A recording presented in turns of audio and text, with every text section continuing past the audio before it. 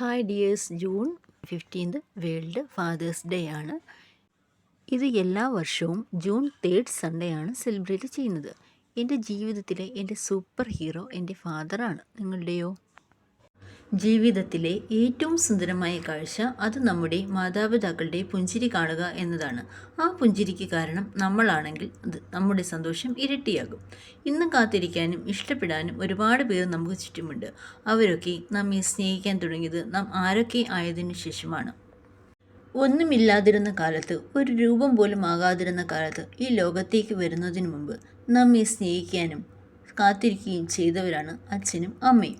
സ്വയം ഒരുങ്ങുമ്പോഴും അത് പുറത്തറിയിക്കാതെ തന്നെ ആശ്രയിക്കുന്നവരെ മുഴുവൻ താങ്ങി നിർത്തുന്നവനാണ് അച്ഛൻ.